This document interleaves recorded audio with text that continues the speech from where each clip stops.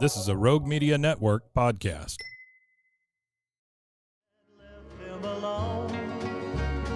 The Waco History Podcast is sponsored by Brotherwell Brewing on historic Bridge Street in Waco. Welcome to the Waco History Podcast. We're going to air for you over the next few months a special series of Waco History Living Stories. These were segments that were originally aired on KWBU here in Waco. They were produced by the Institute for Oral History editor, Michelle Holland, and narrated by two fabulous narrators, Louis Mazé and Kim Patterson. And so these highlight oral histories from the collection of the Institute for Oral History at Baylor University, which I direct, which has been around since 1970 and has over 1,000 interviews related to Waco and McLennan County history, and we're happy to highlight those here. Cross the Brazos at Waco, ride hard and I'll make it by dawn.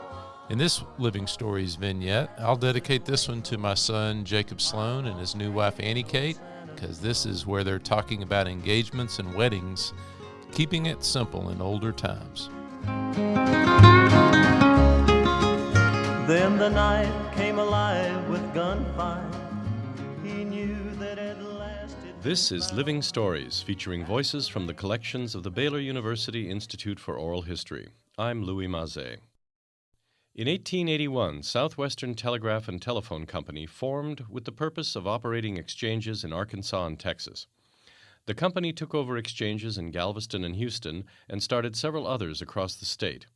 Waco's very own telephone exchange opened in the fall of 1881 with 45 subscribers. Robert Lee Lockwood remembers the calling situation in the early 1900s. We had two telephones in Waco. There were two different and separate telephone systems. We called it at that time the old and the new phone. And they were just as separate and independent as could be.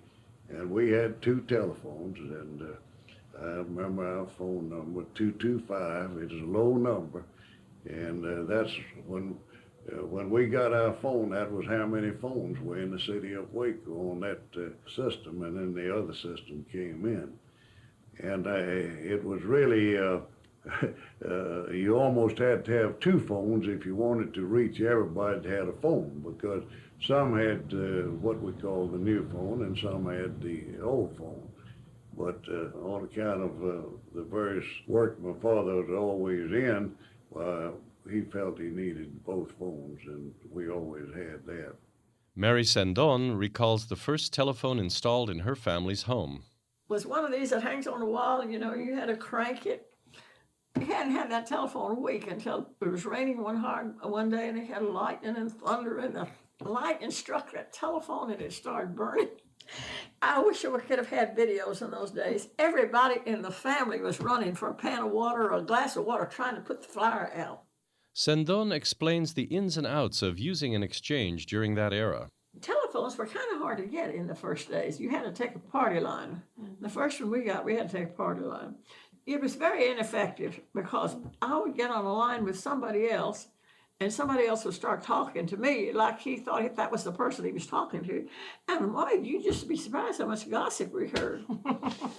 I solved a scandal there on the telephone one day because I was calling my plumber, and the plumber's daughter was having an affair with some important man downtown. And when I got the line, it was the plumber's wife talking to that man. And so I found out the whole story. She describes a great aunt who worked at the telephone building at 4th and Washington. She made quite a hit with all the businessmen because she had a beautiful voice, and she had such a kind voice, and that the businessmen said she was the perfect telephone operator. And my mother used to tell me that on Christmas Eve, she would take my mother and another one of the cousins with her to work, and so they could help her carry home all the gifts that the businessmen would send her up there at the office. In 1949, the Waco Exchange, which comprised nearly 26,000 telephones, switched over from a manual switchboard to the dial system. With this new setup, customers could dial a number themselves and no longer had to go through an operator.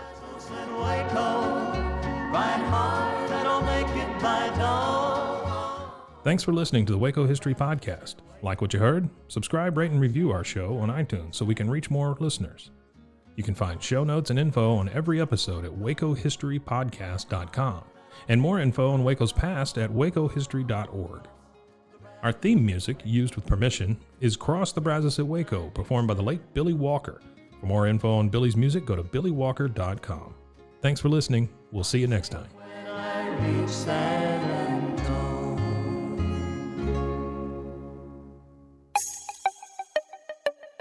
This has been a Rogue Media podcast.